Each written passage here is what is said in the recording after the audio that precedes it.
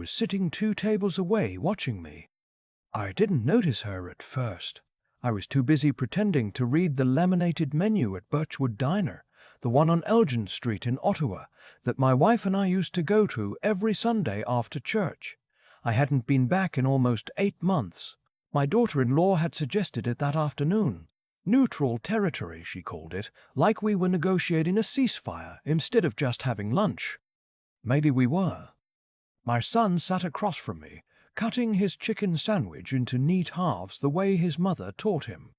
He was 41 years old, and he still did that. I used to find it endearing. That afternoon, I just felt tired looking at it. "The house needs to be assessed, Dad," he said, not looking up. "Properly assessed. By someone independent." I know what independent means. I'm just saying the number you have in your head might not reflect current market. I grew up in that house. He put his fork down. I know you did. My daughter-in-law touched his arm. She had a way of doing that, soft, strategic, like she was managing him. I'd watched her do it for 15 years, and I still couldn't decide if it was affectionate or calculated. Maybe both. People are rarely just one thing. "We're not trying to push you out," she said. "We just think at this stage it would make more sense financially too." "I'm 67, I said, "not 92. She smiled in that patient way that made me feel like a difficult patient rather than a father-in-law. "Of course not. We just want what's best." I excused myself to use the washroom. I needed 30 seconds away from that table, from the careful voices and the half-sentences, and the feeling that something had already been decided without me. When I came back, they were standing at the front, paying the bill. And on my side of the table, where my coffee cup had been, there was an envelope. Plain white, my name written on the front in handwriting I didn't recognize. Not my son's name, not the table number, my full name. Walter Ashby, in blue ink, careful and deliberate. I looked around. The woman who had been watching me was gone. I'd barely registered her before, mid-60s maybe. Grey hair pulled back, a dark green coat. Ordinary enough that you wouldn't look twice. Now her table was empty, the coffee cup already cleared. I picked up the envelope and slid it into the inside pocket of my jacket before my son and his wife turned around from the register. "Ready to go, Dad?" "Yeah," I said, "ready." I held my coffee on the drive home and stared at the passing streets and thought about that handwriting. Walter Ashby. Not Walt. Not Mr. Ashby. My full name, like someone who knew me but wanted to keep their distance. My wife had always called me Walter, even when we were 23 and broke and sharing a 1-bedroom apartment in Gatineau. Everyone else said Walt. She said the whole thing, always. Said it suited me better. She'd been gone for 14 months.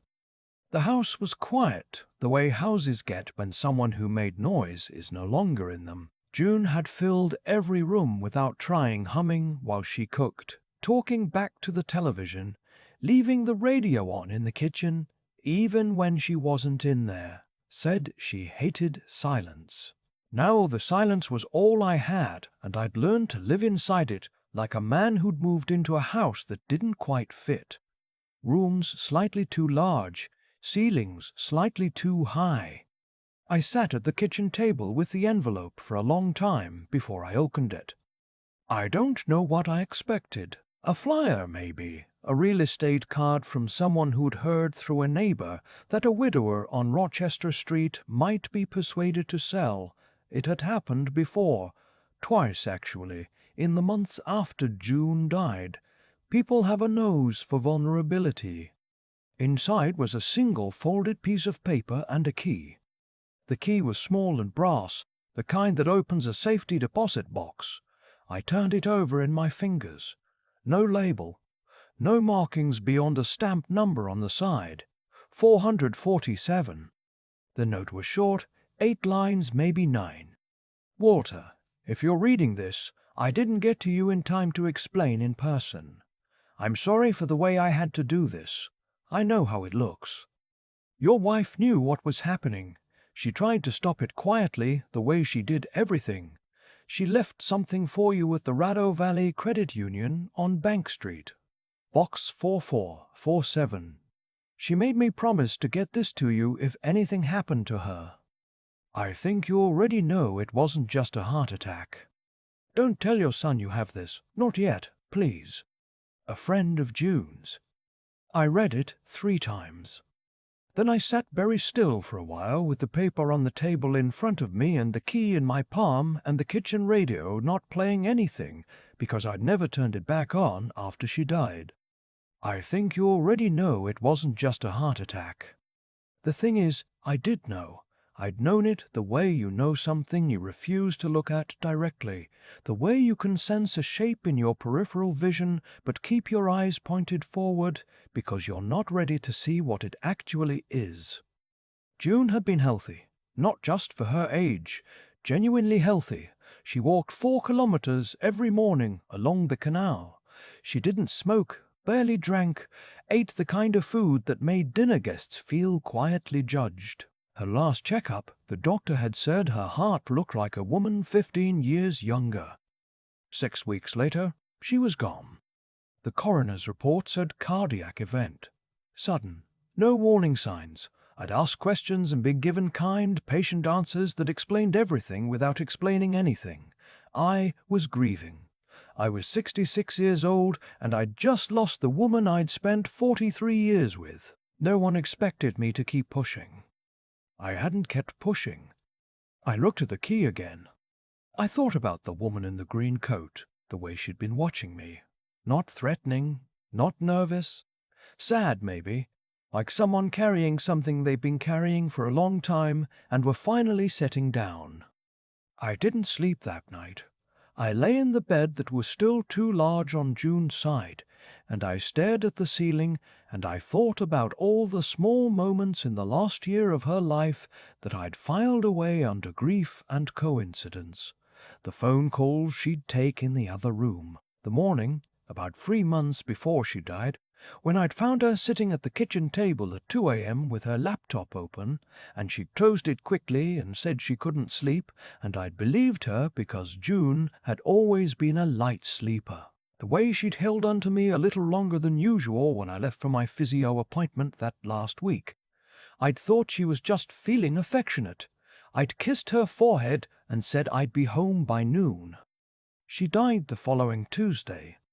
I drove to the Rado Valley Credit Union the next morning when it opened at 9. I wore my good jacket. I don't know why. Habit, maybe.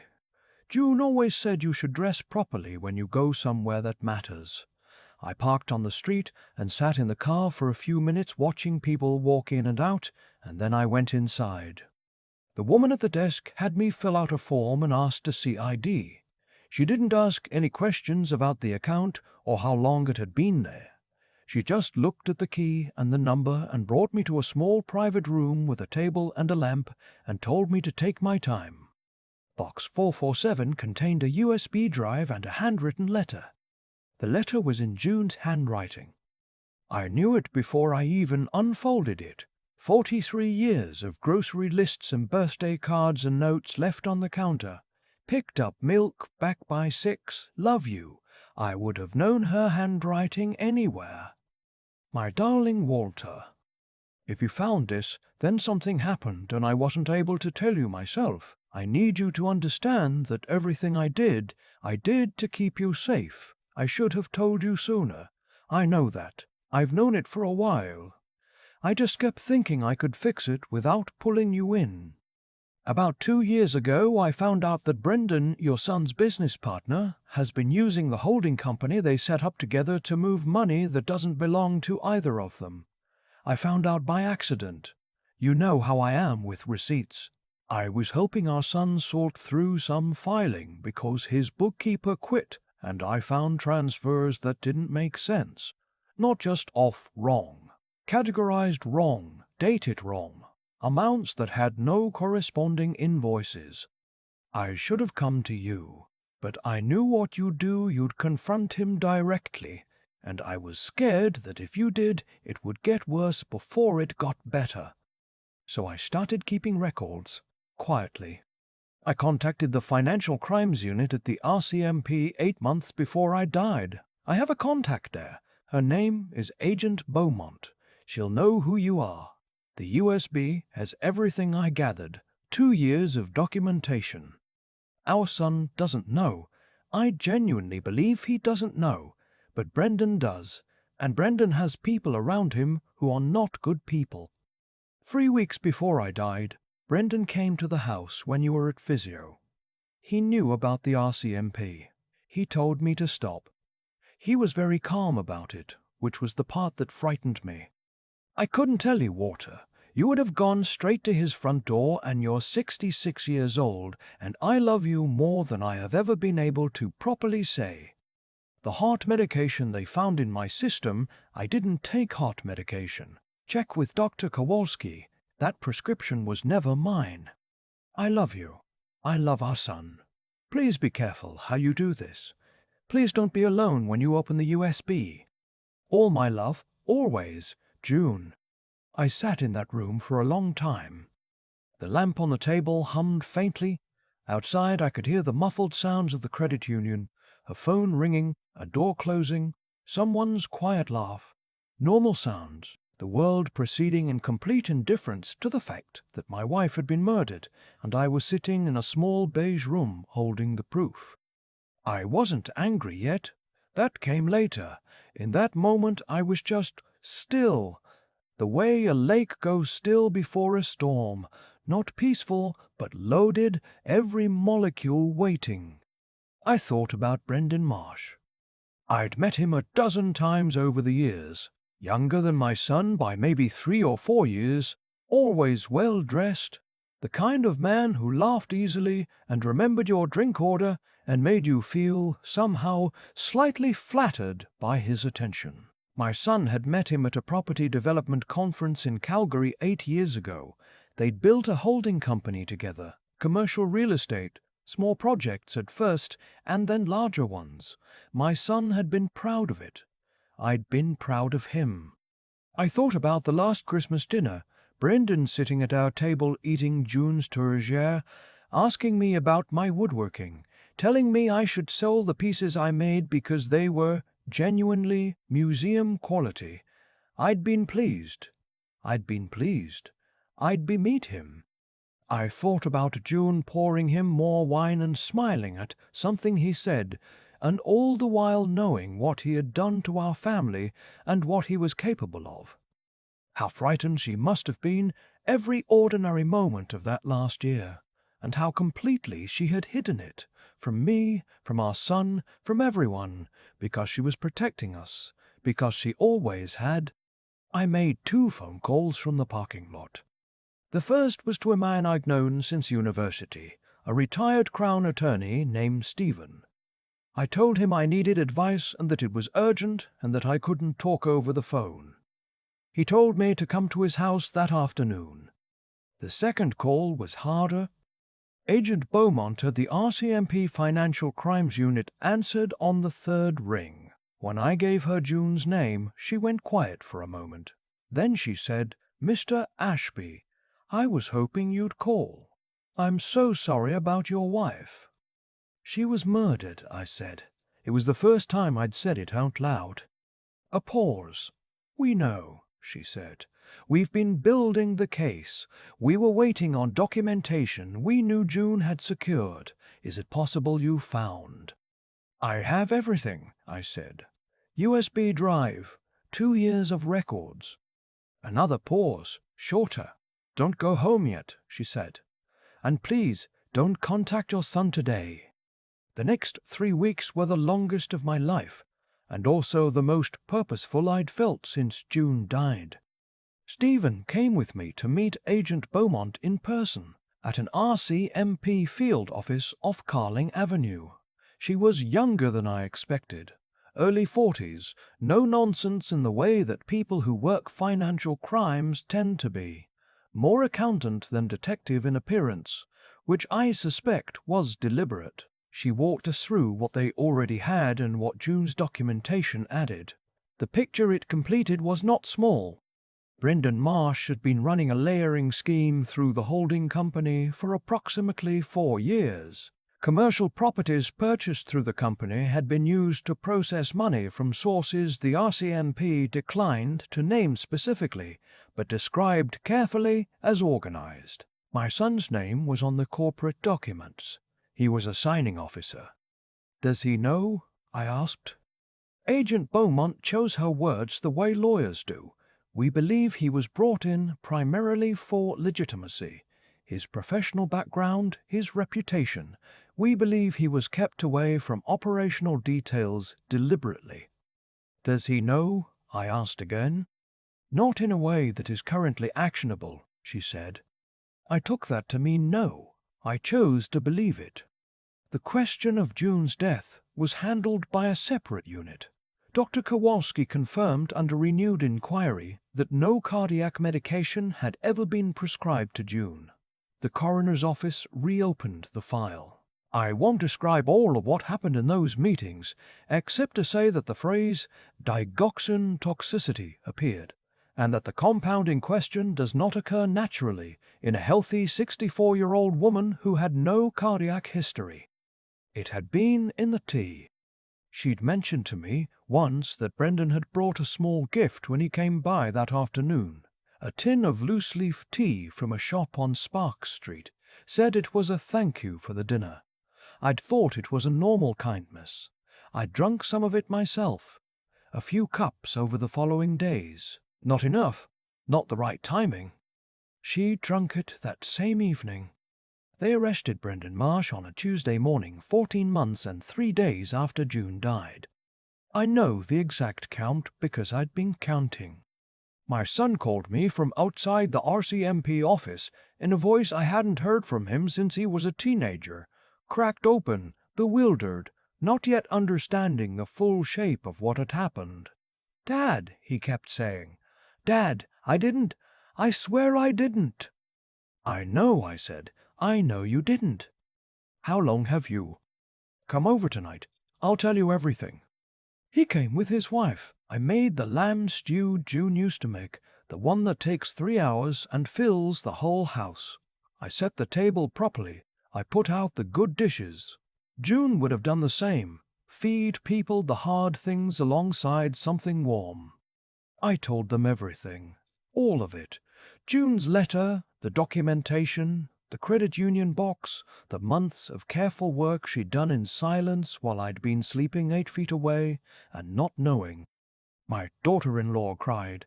My son sat with his hands flat on the table in front of him, very still, the way he gets when he's trying not to fall apart in front of other people.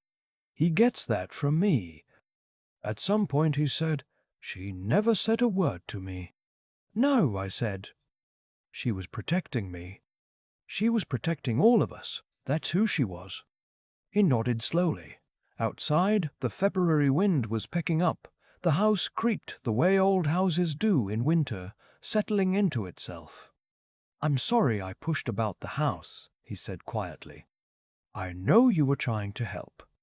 "I wasn't, not really. I was." He stopped. "I was scared of the money situation with the company, and I was moving it toward you without telling you why. That wasn't fair." It was the most honest thing he'd said to me in years, and I was grateful for it. "We're all right," I said. "We're going to be all right." Brendan Marsh was charged with 4 counts of fraud over $5,000, 2 counts of money laundering under the Proceeds of Crime, money laundering, and Terrorist Financing Act, and, after the coroner's report was finalized, 1 count of first-degree murder. He hired the best defense in Ottawa. His lawyers were expensive and clever, and they worked for 18 months before the case went to trial. He was convicted on all counts. The sentencing hearing was in the fall.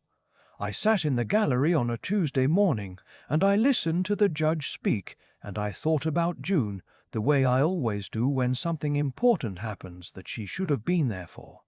Our son's wedding, the grandchildren being born. The morning I finally finished the dining table I'd been building for 3 years and realized I had no one to show it to. Brendan Marsh was sentenced to 22 years with no possibility of parole for 14. The fraud and laundering charges ran concurrent to the murder conviction. He'll be 78 when he's first eligible. I don't know what I feel about that. Some days it feels like justice. Some days it feels like a number on a piece of paper that will never weigh the same as 43 years. The woman in the green coat, her name was Phyllis. She'd worked with June at the women's shelter on Somerset Street years before June retired. They'd stayed in touch. June had told her everything in the last months, given her the credit union key as a backup, made her promise. Phyllis called me after the conviction. We talked for almost 2 hours. She told me things about June I hadn't known. The courage it took for June to approach the RCMP alone.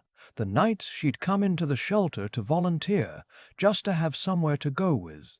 The weight of what she was carrying. She'd never told Phyllis she was frightened, but Phyllis had known. She talked about you constantly, Phyllis said. She said you would have walked straight into it if you'd known. She said you were the bravest man she'd ever known and the most stubborn. I laughed. First real laugh in a long time. She was right on both counts, I said. She loved you so much, Walter. I know, I said. I knew it every day. The house on Rochester Street is still mine. I refinished the floors last spring, the ones in the front hallway that had been scuffed for years and that I'd always meant to get to. June had put a small rug over the worst of it, the oval braided one we bought at a craft fair in Perth 20 years ago. I kept the rug. I just fixed what was underneath it, too. I still make coffee in the mornings, and I still leave the radio off because I haven't figured out how to fill that silence in a way that doesn't feel like pretending. Some mornings I talk to her.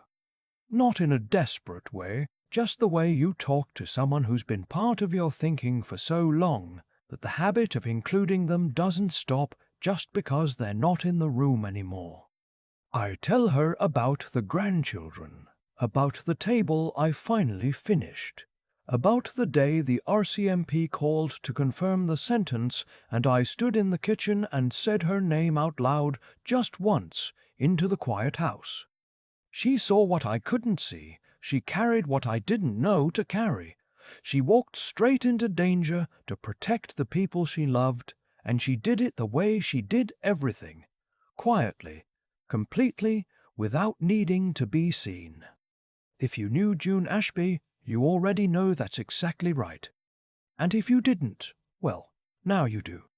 I think about the tin of tea sometimes, how it sat on the counter for days, how I drank some myself, made a cup in the evening without thinking twice, the way you do with something that looks ordinary. The most dangerous things in life almost always do. June knew that. She understood something I've had to learn the slow, painful way, that the world doesn't announce its intentions. Brendan Marsh sat at our Christmas table and asked me about my woodworking and looked me in the eye, and I felt nothing but warmth toward him. I was a reasonably intelligent man with 40 years of life experience behind me, and I didn't see it. June saw it. She saw it, and she said nothing to me. And she spent the last 2 years of her life carrying it alone, so that I wouldn't walk straight into danger the way she knew I would. That's the part I've had to sit with the longest. There's a kind of courage that doesn't look like courage from the outside. It doesn't raise its voice. It doesn't make a show of itself. It just keeps going, quietly, day after day, doing what needs to be done even when the cost is enormous and no one will ever fully know what it took. June had that.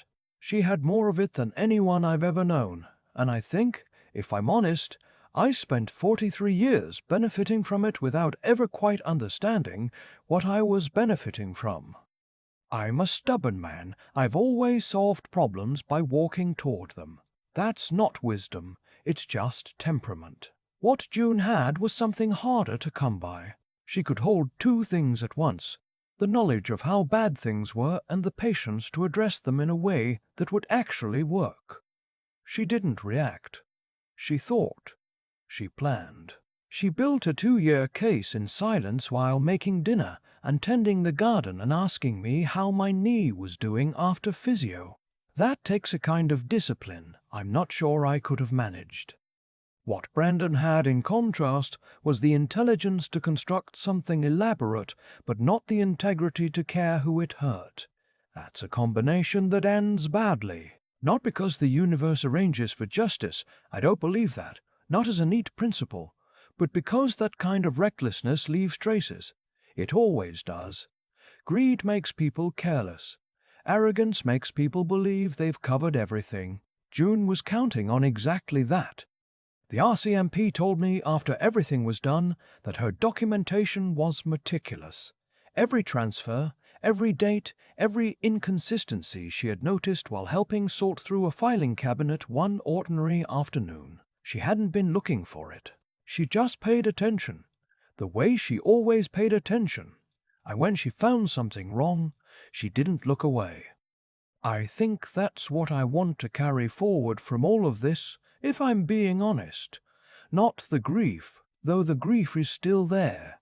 Not the anger, though that was there too for a long time. What I want to hold on to is the example she set of facing something frightening without losing your head, of caring enough about the people you love to absorb difficulty on their behalf, and of having enough faith in the truth to trust that careful, steady work will eventually get you somewhere. I refinished those front hallway floors last spring. June had covered the worst spots with the braided rug from Perth for years. I kept the rug. I just fixed what was underneath it. That felt right.